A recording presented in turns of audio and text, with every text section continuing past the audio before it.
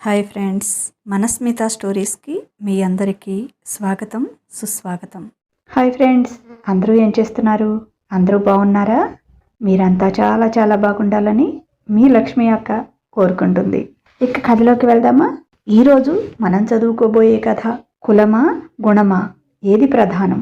నా బుందిలో ప్రాణం ఉండగా ఆ కిరస్తాని పిల్ల నా ఇంటికి కోడలుగా రావటానికి వీల్లేదు, గట్టిగా అరిచి చెప్పింది ప్రసూన గారు. నువ్వు ఎంత అరిచినా నేను ఆ అమ్మాయిని తప్ప ఇంకొక అమ్మాయిని పెళ్లి చేసుకోలేను అని అంతకంటే స్ట్రాంగ్గా చెప్పాడు నవీన్. ఏంటండి, వాడు అలా చెప్తుంటే మీరంతా నోరు మూసుకొని ఉంటారు?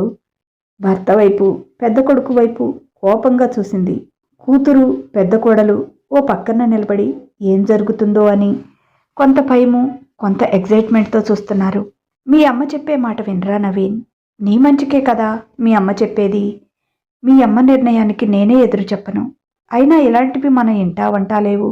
మీ అన్నయ్య చూడు, చక్కగా మీ అమ్మ చెప్పినట్లు మీ పెద్ద మామయ్య కూతుర్ని చేసుకున్నాడు. అలాగే నువ్వు కూడా మీ అమ్మ చెప్పింది విని మీ చిన్న మామయ్య కూతుర్ని పెళ్లి చేసుకో. ఇలా వేరే మతం వాళ్ళు మన ఇంట్లో ఇమ్మడలేరురా అని చెప్పాడు చిన్నగా రమేష్ గారు. అవునరా, అమ్మ చెప్పినట్లు విను, బాగుంటుంది అన్నాడు అన్నయ్య ప్రవీణ్. ఇక్కడ పెళ్లి చేసుకోబోయేది నేను, లైఫ్ లాంగ్ ఆమెతో కలిసి ఉండాల్సింది నేను. ఇక్కడ నా అభిప్రాయానికి విలువ ఉండాలా మీ అభిప్రాయాలకా? నేను నా నిర్ణయాన్ని మీకు తెలియజేశాను, మీ అభిప్రాయం అడగలేదు అన్నాడు నవీన్ కోపంగా. అతను కూడా తల్లి లాంటి వాడే, తాను పట్టిన కుందేలుకి మూడే కాళ్ళు అంటాడు. మేము నిన్ను కన్నాము, ఇన్నేళ్లు పెంచాము కనుక మా నిర్ణయానికి నువ్వు కట్టుబడి ఉండాల్సిందే అంది ప్రసూన.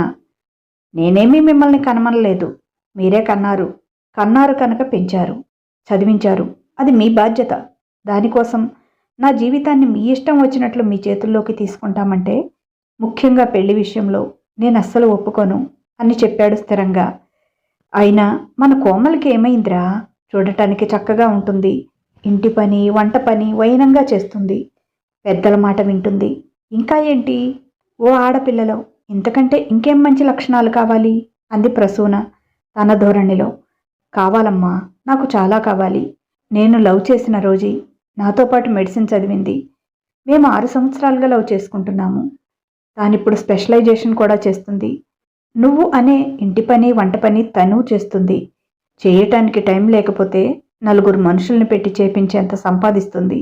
అయినా నాకు కావాల్సింది నా ఇంట్లో పని మనిషి కాదు, నా జీవిత భాగస్వామి. అర్థం చేసుకో అమ్మా.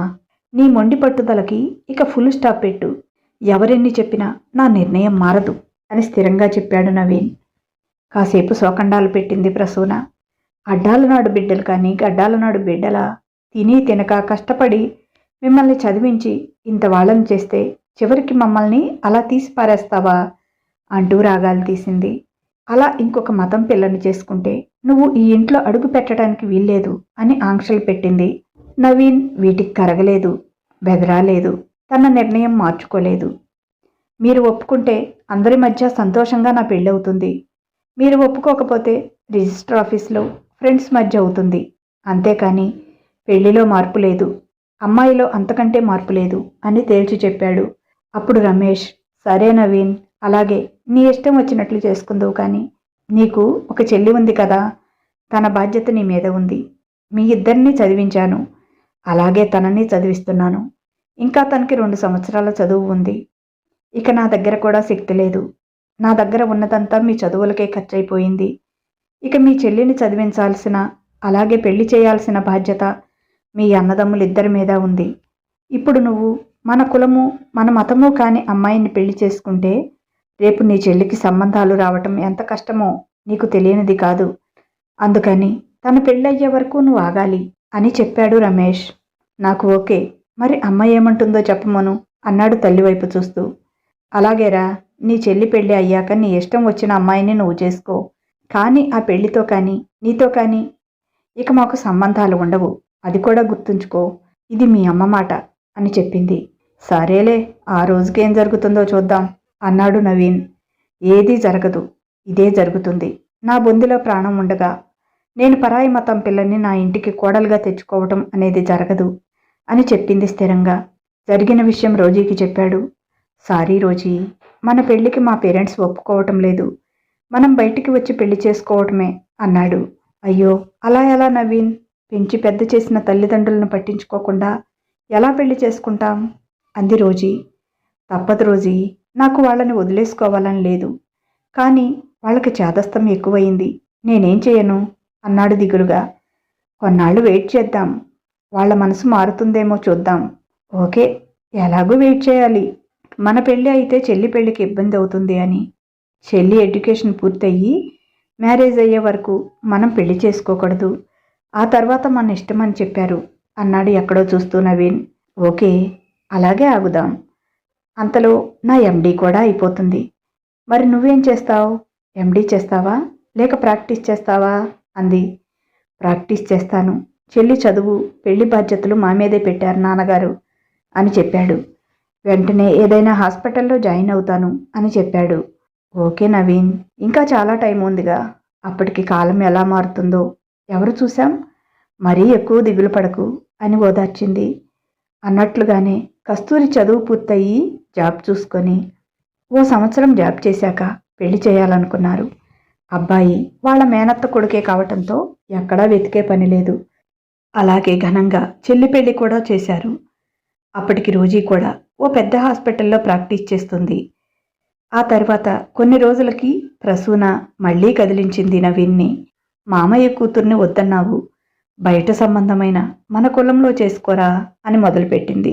అమ్మా నాన్న, మీకిచ్చిన మాటకి విలువ ఇచ్చి ఇన్ని రోజులు పెళ్లి చేసుకోకుండా ఉన్నాను. అవతల రోజీ తల్లిదండ్రులు కూడా తొందర పెడుతున్నారు. మీరేమంటారు అని అడిగాడు. నువ్వు ఇంకా ఆ రోజీ భజన ఆపలేదా? అంతకంటే అందమైన దాన్ని, చదువుకున్న దాన్ని తెస్తాను. ఆ అమ్మాయిని వదిలేయిరా, నీకు పుణ్యం ఉంటుంది అంది ప్రసూన. అమ్మా, నాకు కావలసింది రోజీ, అలాంటి అమ్మాయి కాదు. ఇంతకీ నా ప్రపోజల్ ఏం చేశారు? మీకు ఓకేనా కాదా? ప్లీజ్ అమ్మా, ఒప్పుకోండి. మాకు కూడా హ్యాపీగా ఉంటుంది అన్నాడు నవీన్ బాధగా. ఏమీ మాట్లాడలేదు ప్రసూన. అయితే మీ మాటకే మీరు స్టికాన్ అయి ఉన్నారా? నన్ను ఈ కుటుంబం నుంచి దూరం చేయటానికే నిశ్చయించుకున్నారా అని తండ్రి వైపు చూశాడు. నిన్ను ఎవరూ దూరమైపోమ్మనలేదు, నువ్వే దూరమైపోతాను అంటున్నావు. ఇంకా మేమేం చేస్తాం? మాకు ఇంతవరకే రాసిపెట్టి ఉంది అనుకుంటాం. బిడ్డల్ని కంటాం కానీ వాళ్ళ రాతల్ని కంటామా? రేపటి నుంచి అందరూ మా మొహానే నవ్వుతుంటే తల ఎక్కడ పెట్టుకోవాలో అంతా మా కర్మ. నీ ఇష్టం వచ్చినట్లు నువ్వు చేసుకో, ఇక నీకు మాకు సంబంధం లేదు అని తెగేసి చెప్పింది. కామ్గా బయటికి వెళ్ళిపోయాడు నవీన్. 4 రోజుల తర్వాత ఇంట్లో అందరూ ఉండగా, నాన్న, అమ్మా, నాకు రోజీకి రేపు 13వ తారీఖు అంటే ఇంకా 4 రోజులకి చర్చిలో పెళ్లి జరగబోతుంది. మీరు వస్తే నేను సంతోషిస్తాను అని చెప్పి తన రూమ్కి వెళ్ళిపోయాడు. ఇక ప్రసూన ఏడుస్తూనే ఉంది. 2 రోజుల తర్వాత తన లగేజ్ అంతా సర్దుకొని వెళ్ళబోతూ, మీ డెసిషన్లో మార్పు లేదా అన్నాడు దిగులుగా తల్లి తండ్రి వైపు చూస్తూ. ఇద్దరూ మొహాలు తిప్పుకున్నారు. బాధగా ఇంట్లోంచి బయటికి నడిచాడు Naveen. Rosie, Naveen register marriage చేసుకోవాలి అనుకుంటే ఆమె తల్లిదండ్రులు ఒప్పుకోలేదు. ఎవరూ లేని వాళ్ళలాగా అలా ఎందుకు, మేము దగ్గరుండి మీ మ్యారేజ్ జరిపిస్తాం అని వాళ్ళ సాంప్రదాయం ప్రకారం చర్చిలో ఘనంగా పెళ్లి జరిపించారు. రోజీ వాళ్ళది మంచి ఉన్నత స్థాయిలో ఉన్న కుటుంబమే. రోజీకి తమ్ముడు ఉన్నాడు. అతను లండన్లో మెడిసిన్ చదువుతున్నాడు. మాకు మాత్రం ఇంకా ఎవరున్నారు? మా ఇంట్లోనే ఉండమన్నారు. కానీ రోజీ ఒప్పుకోలేదు. కాదు, మేము వేరుగానే ఉంటాము అంది. భర్తని ఇల్లరికం అల్లుడుగా తెచ్చుకొని తక్కువ చేయటం రోజీకి ఇష్టం లేదు. అక్కడికి దగ్గరలోనే 2 బెడ్రూమ్ ఫ్లాట్ ఒకటి రెంట్కు తీసుకొని దానిలో ఉంటున్నారు నవీన్, రోజీ. పెళ్ళయ్యాక నేను జాబ్ చేస్తున్నా కదా, నువ్వు చదువుకో నవీన్. అప్పుడు నీకు ఫ్యామిలీ ప్రాబ్లమ్స్ వల్ల చదువుకోవటం కుదరలేదు అని చెప్పింది. నవీన్ వద్దు అన్నా వినలేదు. అతనితో జాబ్ మానిపించింది. తను జాబ్ చేస్తూ నవీన్ను చదివించాలి అనుకుంది. ఆమె తండ్రి, సరే ఎలాగో చదవాలి అనుకుంటున్నారు కనుక ఫారిన్ వెళ్ళి మెడిసిన్ చేస్తే బాగుంటుంది కదా, మా ప్రాపర్టీ ఏదైనా బ్యాంకు లోన్ పెట్టుకొని మనీ అరేంజ్ చేసుకొని చదువుకోమని చెప్పారు. తాము డైరెక్ట్గా ఇస్తామంటే కూతురు వద్దు అంటుంది అని. ఇదేదో బాగుంది కదా నవీన్, ఎలాగో మనం తీసుకున్న లోన్ మనమే కట్టుకుంటాం కనుక మా పేరెంట్స్ దగ్గర తీసుకున్నాము అన్న గిల్టీనెస్ కూడా ఉండదు. ప్లీజ్ అలా చేద్దాము అంది. అలా అయితే నువ్వు కూడా రా, నువ్వు హైయర్ స్టడీస్ చేయొచ్చు. నిన్ను వదిలిపెట్టి ఇంక నేను ఉండలేను రోజీ అన్నాడు నవీన్. ఇది ఇంకా బాగుంది, ఆ పని చెయ్యండి. 2-3 సంవత్సరాలు కష్టపడితే మీకు మంచి ఫ్యూచర్ ఉంటుంది. ఈ లోన్ ఎంత 1 ఇయర్లో తీర్చేసుకుంటారు అని ఎంకరేజ్ చేశారు రోజీ పేరెంట్స్. అలా నవీన్, రోజీ కూడా లండన్ వెళ్ళారు. 3 ఏళ్ల తర్వాత చదువులు పూర్తి చేసుకుని ఇండియాకి తిరిగొచ్చారు. కొడుకు, కూతురు, అల్లుడు ముగ్గురు డాక్టర్స్ కావడంతో వాళ్ళు వచ్చేటప్పటికి ఇక్కడ ఒక పెద్ద హాస్పిటల్ని రెడీ చేశారు రోజీ పేరెంట్స్. వీళ్ళ హస్తవాసి కూడా బాగా ఉండటంతో హాస్పిటల్కి మంచి పేరు వచ్చింది. ఇంకొక 3 ఏళ్లు గడిచిపోయాయి. రోజీ, నవీన్ తల్లిదండ్రులయ్యారు. ముద్దులు మూటకట్టే పాపను చూస్తే అమ్మే గుర్తుకు వచ్చేది నవీన్కి. పాపలోనే అమ్మని చూసుకునేవాడు. ఒక్క రోజీతో పెళ్లికి తప్ప ఎప్పుడూ తన అభిప్రాయాన్ని కాదు అనలేదు. వాళ్ళకి ఉన్నంతలో చిన్నప్పటి నుంచి చాలా ప్రేమగానే చూసుకునేవాళ్ళు. ముగ్గురిని కూడా వాళ్ళ కెపాసిటీకి మించి చదివించారు. తనని, అన్నని, చెల్లిని కూడా. ఈరోజు తను డబ్బు సంపాదిస్తున్నాడు. వాళ్ళకి ఏ కష్టం కలగకుండా చూసుకోవాలని చాలా కోరికగా ఉంది. కానీ అవకాశం లేదు. అమ్మ మాటంటే మాటే, చాలా పట్టుదలగా ఉంటుంది. తను అన్న మాటకి వ్యతిరేకంగా జరిగితే అస్సలు తీసుకోదు, సహించలేదు. కానీ తను ప్రాణంగా ప్రేమించిన రోజీని వదులుకోలేకపోయాడు. ఇంట్లోంచి వచ్చేటప్పుడు చాలా బాధేసింది. కానీ తప్పలేదు. ఈరోజు తను ఎంతో సంపాదిస్తున్నాడు. ఈ 3 ఏళ్లలో హాస్పిటల్ని కూడా చాలా విస్తరించారు. ముగ్గురు ఫారిన్ రిటర్న్ డాక్టర్స్, ముగ్గురు స్పెషలైజేషన్ చేసిన వాళ్లే. అందుకే హాస్పిటల్కి త్వరగా మంచి పేరు కూడా వచ్చింది. బయట నుంచి కూడా పెద్ద పెద్ద డాక్టర్స్ని అపాయింట్ చేసుకుంటారు. కోట్లలో సంపాదన ఉంది. కానీ ఏం ప్రయోజనం? అమ్మా నాన్నకి ఒక పూట అన్నం పెట్టలేను, ఒక జత బట్టలు కొనివ్వలేను. ఎందుకమ్మా పిచ్చి పట్టుదలకిపోయి బంధాలను ఎలా తెంచేశావు అని బాధపడేవాడు. పాపకి తల్లి పేరే పెట్టుకున్నాడు, ప్రసూన అని. ఓ రోజు వాళ్ళ హాస్పిటల్కి ఓ పేషెంట్ని సజెస్ట్ చేశారు వేరే సిటీ నుంచి ఓ డాక్టర్. ఆవిడకి విపరీతమైన బ్లీడింగ్ అవుతుందని, టెస్ట్ చేస్తే గర్భసంచిలో క్యాన్సర్ కణిత ఉంది, అది 3rd స్టేజ్లో ఉందని, ఆపరేషన్ కష్టమయ్యేటట్లు ఉంది అని రోజీ దగ్గరికి పంపించేశారు. ఇలాంటి క్యాన్సర్ ఫైబ్రాయిడ్స్కి వైద్యం చేయటంలో రోజీకి తిరిగిలేని పేరు ఉంది. లాస్ట్ స్టేజ్, చనిపోతారు అన్న వాళ్ళని కూడా 10 సంవత్సరాల పైనే బ్రతికించింది. అందుకే ఆ డాక్టర్ ప్రసూనకి ఈ హాస్పిటల్ సజెస్ట్ చేసి పంపించాడు.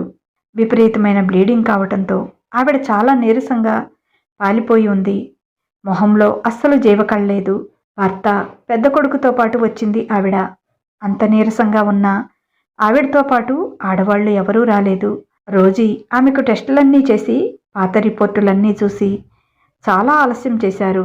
ఈ రోజుల్లో మంచి ట్రీట్మెంట్ ఉంది కదా క్యాన్సర్కి, ఎందుకు ఇంత లేట్ చేశారు? కనీసం 1 ఇయర్ ముందు సర్జరీ చేసి కీమో ఇస్తే ఆవిడకి అస్సలు ప్రాబ్లమే ఉండేది కాదు. ఇప్పుడైనా భయమేమీ లేదు. వెంటనే సర్జరీ చేయాలి, కీమోస్ చేయాలి. దాదాపుగా 2-3 నెలలు హాస్పిటల్లోనే ఉండాల్సి వస్తుంది అని చెప్పింది. అన్ని రోజులా అని అదిరిపడ్డాడు ఆమె కొడుకు. అవును సార్, కీమోథెరపీ ఇవ్వాలి కదా, కొంచెం లేట్ అవుతుంది. పెద్ద వయసు కదా, వెంటనే ఇస్తే తట్టుకోలేరు. ఆవిడకి క్యూర్ చేసి మీ చేతుల్లో పెట్టే బాధ్యత నాది అని. పేషెంట్ పేరేంటి అని రికార్డు ఫస్ట్ పేజీ తీసి చూసి ఆశ్చర్యపోయింది. అప్పటి వరకు తను గమనించలేదు ఎదురుగా ఉన్న వాళ్ళని. కొంచెం పరీక్షగా చూసింది. అప్పుడు అర్థమైంది వాళ్ళు తన అత్త, మామ, బావగారు అని. వాళ్ళని డైరెక్ట్గా చూడకపోయినా తమ ఇంట్లో పెద్ద సైజ్ వాళ్ళ ఫ్యామిలీ ఫోటో ఉంటుంది. ప్రతిరోజు చూస్తూనే ఉంటుంది. కానీ వర్క్ టెన్షన్లో వాళ్ళని అంతగా పట్టించుకోలేదు. అత్తగారినైతే అస్సలు గుర్తుపట్టలేదు. గుర్తుపట్టేలా లేదు ఆవిడ. మీది విజయవాడ, అక్కడి నుంచి వచ్చారా అంది. అవునమ్మా అన్నాడు రమేష్. ఏమీ భయం లేదు కదమ్మా అన్నాడు. ఆయన చాలా భయపడుతున్నాడు అని అర్థమవుతుంది. అస్సలు లేదంకుల్, మీరు అస్సలు భయపడకండి. ఆంటీని సేఫ్గా మీ చేతుల్లో పెడతాను, నన్ను నమ్మండి అని నమ్మకంగా చెప్పింది. ఎన్ని రోజులు ఉండాలి మేడం? అంత ఎక్కువ కాలం పడుతుందా అని నసుగుతున్నాడు ప్రవీణ్. ఉండాలండి, తప్పదు. మా హాస్పిటల్లో సీనియర్ సిటిజన్స్కి ఫుడ్ అరేంజ్మెంట్స్ ఉంటాయి. వాళ్ళకి ఫీజుల్లో కూడా చాలా రాయితీలు ఉంటాయి. అందులో మీరు చాలా దూరం నుంచి వచ్చారు కనుక నేను ఫీజు గురించి ఆలోచించను. ఇటువంటి కేసుల్ని నేను ఛాలెంజ్గా తీసుకొని బాగు చేయాలని చూస్తాను. మీరు ఫీజు గురించి ఆలోచించకండి. మీకు ఇబ్బంది అయితే అప్పుడప్పుడు వచ్చి చూసిపోయినా సరిపోతుంది. ఇక్కడ మొత్తం మా స్టాఫ్ చూసుకుంటారు అని చెప్పింది. థ్యాంక్ యూ డాక్టర్ అని చెప్పాడు ప్రవీణ్. అతనికి తల మీద నుంచి పెద్ద బరువు దించినట్లయింది. ఎప్పుడు రమ్మంటారు అని అడిగాడు. ఆల్రెడీ పేషెంట్ని జాయిన్ చేసేసుకున్నాం. జస్ట్ వాళ్ళిద్దరి థింగ్స్ తెచ్చేవండి, సరిపోతుంది. ఆవిడికి వెంటనే ట్రీట్మెంట్ స్టార్ట్ చేయాలి. ప్రతి క్షణం మనకి వాల్యుబుల్ అని చెప్పింది. ఓకే డాక్టర్, నేను ఇంటికి వెళ్ళి అమ్మా నాన్న వస్తువులు తీసుకొని వస్తాను. ఇప్పుడు మనీ ఎంత కట్టాలి అని అడిగాడు. ఇప్పుడేమీ అవసరం లేదులేండి, పేషెంట్కి పూర్తిగా క్యూర్ అయ్యాక నేనే అడుగుతాను అని చెప్పింది. అమ్మయ్య అనుకున్నాడు రమేష్. సిస్టర్ని పిలిచి ప్రసూన గారిని స్పెషల్ రూమ్లో అడ్మిట్ చేసి అంకుల్ని ఆ రూమ్కి తీసుకువెళ్ళండి అని చెప్పింది. ఓకే మేడం, రండి సార్ అని వాళ్ళని తీసుకొని వెళ్ళింది సిస్టర్. ఆ రూమ్ చూసి అదిరిపోయారు వాళ్ళు. అమ్మో, ఇది చాలా కాస్ట్ అవుతుందేమో అనుకున్నారు. సరే తర్వాత మాట్లాడదాం అనుకున్నాడు ప్రవీణ్. నవీన్ రూమ్కి వెళ్ళి విషయం మొత్తం వివరించింది. అక్కడికి పరిగెత్తబోయాడు నవీన్. ప్లీజ్ నవీన్, కొంచెం ఆలోచించండి. మీ అమ్మగారు మనల్ని ఇంకా యాక్సెప్ట్ చేయలేదు. నేనంటే తెలియదు వాళ్ళకి. ఇది మన హాస్పిటల్ అని తెలిస్తే ఆవిడ వెళ్ళిపోతారేమో, ఆలోచించండి అంది. అవును రోజీ, నేను అంత దూరం ఆలోచించలేదు. నైట్ వాళ్ళు నిద్రపోయాక వెళ్ళి చూస్తాలే అన్నాడు కళ్ళ నీళ్లు తుడుచుకుంటూ. తర్వాత 2 రోజులకి ప్రసూనకి సర్జరీ చేసింది. Operation success. తర్వాత కీమోస్ కూడా మొదలుపెట్టింది. అదేమిటో వదిన కానీ చెల్లి కానీ రాలేదు. అమ్మ ఇలాంటి పరిస్థితుల్లో ఉంటే అనుకున్నాడు. నాన్న హాస్పిటల్లోనే ఉంటున్నాడు, అమ్మకి తోడుగా. అన్నయ్య అప్పుడప్పుడు వచ్చి వెళ్తున్నాడు. రోజీని చూసి తెగ ముచ్చట పడుతుంది ప్రసూన. సిస్టర్ని అడిగి వాళ్ళ విషయాలన్నీ తెలుసుకుంది. ఆమె భర్త, తమ్ముడు, ఆమె ముగ్గురు లండన్లో చదువుకొని వచ్చారని, ముగ్గురు కలిసి హాస్పిటల్ పెట్టారని చెప్పింది. మేడం గారికి ఒక పాప కూడా ఉంది అని చెప్పింది. ఏ తల్లి కన్న బిడ్డో కానీ ఎవరైతే ఏమి, దేవతమ్మ. ఆమె మాటలతోనే సగం రోగం పోగొట్టేస్తుంది. ఎంత ధైర్యంగా చెప్తుంది మాటలు. పేషెంట్స్తో ఇంత ప్రేమగా ఉండే డాక్టర్ని ఈమెనే చూస్తున్నాను అని మెచ్చుకునేది. ఖాళీగా ఉన్నప్పుడు పక్క రూముల వాళ్ళ దగ్గరికి కూడా పోయేది. వాళ్ళంతా కూడా ఇదే మాట చెప్పేవాళ్ళు, ఇలాంటి డాక్టర్లని ఎక్కడా చూడలేదు అని. అందుకే రోజీ అంటే విపరీతమైన గౌరవం, ప్రేమ ఏర్పరచుకుంది ప్రసూన. తనకి బాగైతే ఆమెను వదిలిపెట్టి ఇంటికి ఎలా వెళ్ళాలి అని దిగులు పడుతోంది. రోజీలో ఓ కూతుర్ని చూసుకుంటోంది ప్రసూన. రోజీ చాలా శ్రద్ధగా చూసుకుంది అత్తగారిని, మామగారిని కూడా. హాస్పిటల్లో ఉన్న 2 నెలల్లో వాళ్ళు బాగా ఆరోగ్యంగా తయారయ్యారు. ప్రసూన రోజీని చాలా ఆప్యాయంగా పలకరించేది. అంతా నీదయ్యే తల్లి, నాకేమైనా నాకు భయం లేదు. కానీ నాకేమైనా అయితే ఈ మనిషి ఒంటరిగా ఎలా ఉంటాడో అనే నా భయం. పసిపిల్లవాడి కంటే అన్యాయం. ఇప్పటికీ అన్నీ నేనే చూసుకోవాలి అని కళ్ళనీళ్లు పెట్టుకుంది ప్రసూన. మగవాళ్ళందరూ అంతేనమ్మా. పెళ్లి కాకముందు తల్లి మీద, పెళ్ళయ్యాక భార్య మీద ఆధారపడతారు అని నవ్వింది రోజీ. మీ పేరు మేరీ అంట కదమ్మా, నర్సమ్మ చెప్పింది. మీ ఆయన కూడా ఈ హాస్పిటల్లోనే గుండె డాక్టర్ అంటగా. ఈయనకు ఒక్కసారి చూపించాలమ్మా. ఈ మధ్య ఏంటో గుండెల్లో బరువుగా ఉంటుంది అంటున్నారు, ఊపిరి అందటం లేదు అంటున్నారు. దానికి తోడు నా అనారోగ్యం, ఆ దిగులు తోడయ్యింది అని చెప్పింది. అయ్యో ఆంటీ, ఇన్ని రోజుల నుంచి చెప్పలేదు. సిస్టర్, అంకుల్ని డాక్టర్ గారి దగ్గరికి తీసుకువెళ్ళు అంది టెన్షన్ పడుతూ. ఇప్పుడే వస్తానంటీ అని తన రూమ్కి వెళ్ళి నవీన్కి ఫోన్ చేసి విషయం చెప్పింది. మాస్క్, క్యాప్ పెట్టుకొని కూర్చున్నాడు నవీన్. తండ్రికి అన్ని టెస్టులు చేసి మెడిసిన్స్ వాడటం లేదా అన్నాడు. ఎన్ని మాస్కులు పెట్టుకున్నా కొడుకు కళ్ళను చూసి గుర్తుపట్టలేడా కన్న తండ్రి. నవీన్ అన్నాడాయన ఆప్యాయంగా. నాన్న అంటూ తండ్రిని కౌగిలించుకొని కళ్ళనీళ్లు పెట్టుకున్నాడు నవీన్. మీ అమ్మని ఇన్ని రోజుల నుంచి చూడటానికి రావాలనిపించలేదా? ఇంకా మీ అమ్మ మీద కోపం పోలేదా అన్నాడు బాధగా రమేష్. అదేంటి నాన్న అలా అంటావు? నాకెందుకు మీ మీద కోపం? మీరే నన్ను దూరంగా ఉండమన్నారు. మీ మాటకు తల వంచే ఇలా ఉన్నాను. అమ్మకి ట్రీట్మెంట్ చేస్తుంది రోజీ అని తెలిస్తే అమ్మ ఎలా ఫీల్ అవుతుందో తెలియదు. అందుకే ఈ విషయం చెప్పకుండా దూరంగా ఉంటున్నాము. నా మనసు ఎంత బాధపడుతుందో తెలుసా మీకు దూరంగా ఉండటానికి? మీరు నిద్రపోయాక రోజూ వచ్చి చూస్తూనే ఉన్నాను. ఓ గంట ఆ రూమ్లో అమ్మ దగ్గర కూర్చునే వస్తున్నాను అన్నాడు నవీన్. అయితే ఆ డాక్టరమ్మే మా కోడలా? నిజంగానా? అని సంతోషంగా కొడుకును పట్టుకుని ఊపేశాడు రమేష్. అవును నాన్న, అందుకే తను విషయం బయట పెట్టకుండా జాగ్రత్తగా చూసుకుంటుంది మిమ్మల్ని అని చెప్పాడు. ఇప్పుడు మీ అమ్మకి ఆ డాక్టర్ని కోడలని చెప్తే నెత్తిన పెట్టుకుంటుందిరా. నీకు తెలీదు మీ అమ్మ గురించి. నీ గురించి ఎంత దిగులు పడుతుందో తెలుసా? అది రోజూ ఏడ్చేది నిన్ను తలుచుకొని. నేను చనిపోయేలోపైనా వాడు వస్తాడా, వాడిని ఒక్కసారైనా చూస్తానా అని. రారా అని కొడుకు చేయి పట్టుకుని లాక్కెళ్ళాడు. భర్త వెంట డాక్టర్ కోటు వేసుకుని క్యాప్ పెట్టుకుని వస్తున్న అతన్ని చూసి మొదట గుర్తుపట్టలేదు. అప్పటికంటే ఇప్పుడు చాలా దర్జాగా, చాలా అందంగా ఉన్నాడు నవీన్. సిస్టర్ని అడిగింది. అమ్మాయి, మా ఆయన వెనక వచ్చేది ఎవరు అంది. డాక్టర్ గారండి అని చెప్పింది సిస్టర్. అవునా, ఈయనేంటి డాక్టర్ గారిని వెంట పెట్టుకొస్తున్నాడు అని అనుకునేలోపు వాళ్ళు అక్కడికి వచ్చేశారు. రావటమే క్యాప్ తీసేసి అమ్మా అంటూ తల్లిని హగ్ చేసుకొని గట్టిగా ఏడ్చేశాడు నవీన్. నవీ, ఇన్నేళ్లకి అమ్మ గుర్తుకొచ్చిందంట్రా అని కొడుకును పట్టుకొని ఏడ్చేసింది ప్రసూన. ఇప్పుడు ఎలా ఉందమ్మా అన్నాడు తల్లి పక్కన కూర్చుంటూ. బాగుంది నాన్న. ఈ హాస్పిటల్లో ఆ డాక్టరమ్మ దేవతరా. చచ్చిపోతాననుకున్నాను, బ్రతికించిందిరా నన్ను. అంత మంచి డాక్టరమ్మని ఎక్కడా చూడలేదురా అని చెప్పింది. అవునా అన్నాడు నవ్వుతూ. అంతలో విషయం తెలుసుకున్న రోజీ అక్కడికి వచ్చింది. డాక్టరమ్మ, వీడు నా కొడుకు. వీడు కూడా డాక్టర్ చదివాడు. నీకు తెలుసా నా కొడుకు అంది.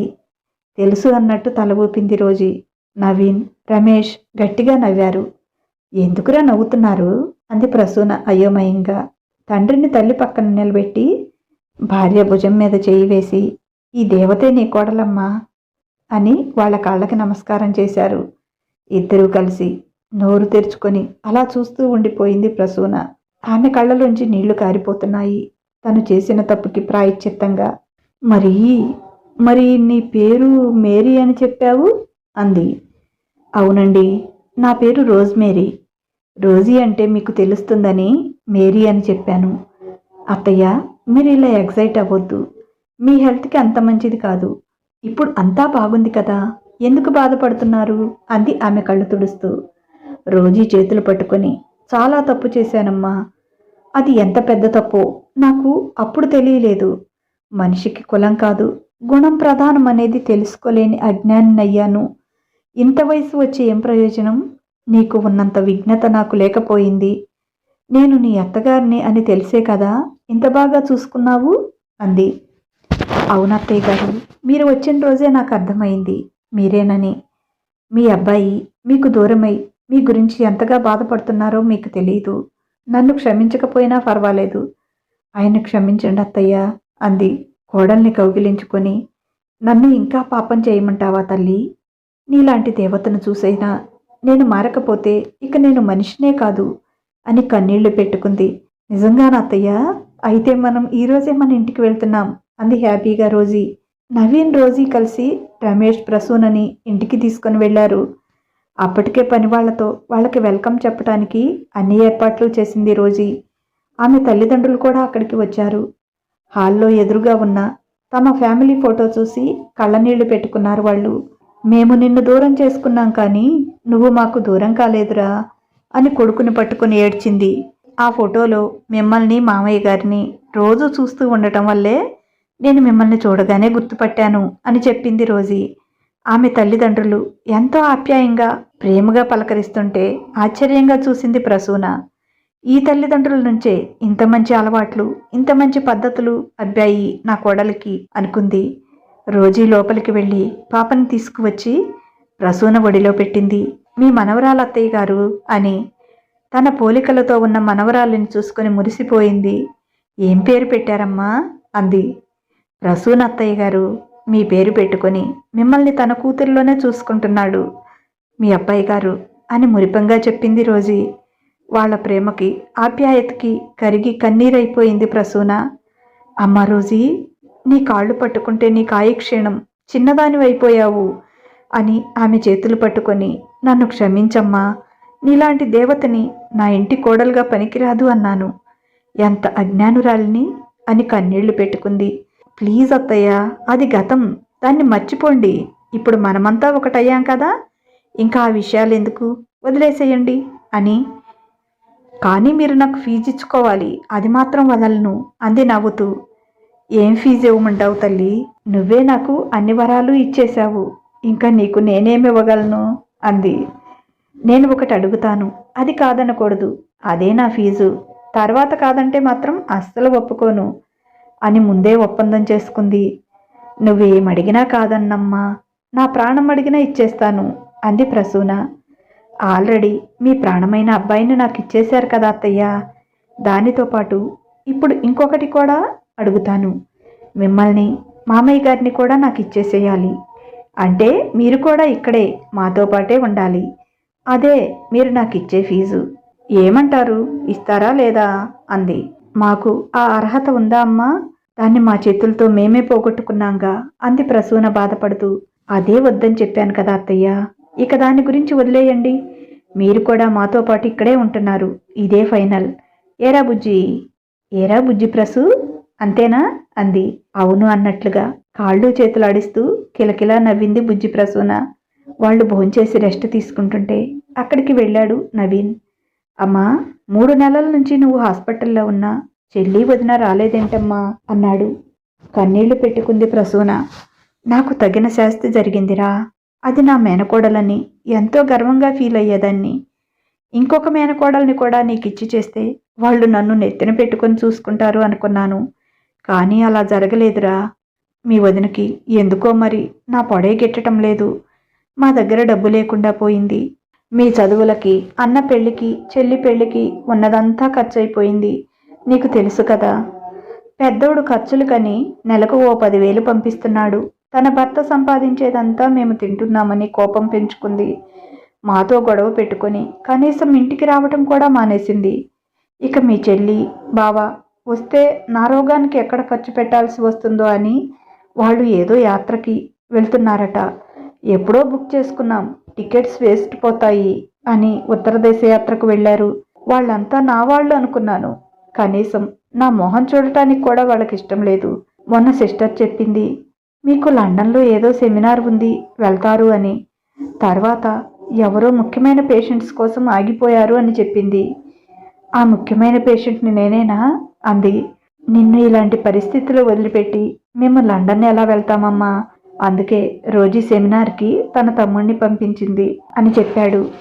ఇందుకేరా పెద్దలు ఎప్పుడో చెప్పారు, కులం కాదు గుణం ముఖ్యమని. కానీ నాలాంటి అజ్ఞానులకు అది ఎప్పటికీ అర్థమవుతుందో. భగవంతుడు నాకు ఈ పాఠం నేర్పడానికే ఈ రోగం తెచ్చాడనుకుంటా అంది. రోజీ చాలా మంచిదమ్మా, మనసున్న అమ్మాయి, అందుకే రోజీని వదులుకోలేకపోయాను. మిమ్మల్ని ఎదిరించాను, నన్ను క్షమించండమ్మా అన్నాడు. ఆ మాట అనాల్సింది మేమురా, మీరు కాదు అంది మనస్ఫూర్తిగా ప్రసూన. భగవంతుడి దయ వల్ల ఇప్పటికైనా కులం కాదు గుణం ప్రధానమని తెలుసుకున్నాను అనుకుంది ప్రసూన. ఇదండి ఈరోజు కథ. నిజంగానే మనం కులానికి, మతానికి ఇచ్చినంత ప్రాముఖ్యత మంచితనానికి ఇవ్వం.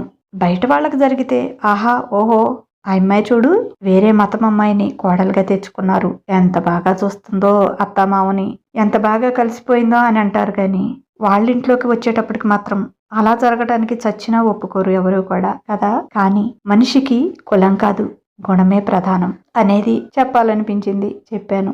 సరే, ఈ కథ మీకు నచ్చితే ఒక లైక్ చేయండి. అలాగే ఈ కథ పైన మీ అమూల్యమైన అభిప్రాయాన్ని ఓ చిన్న కామెంట్ ద్వారా తెలియచేయండి. అలాగే మన మాట మంత్రం మనస్మిత స్టోరీస్ ని సబ్స్క్రైబ్ చేసుకోండి.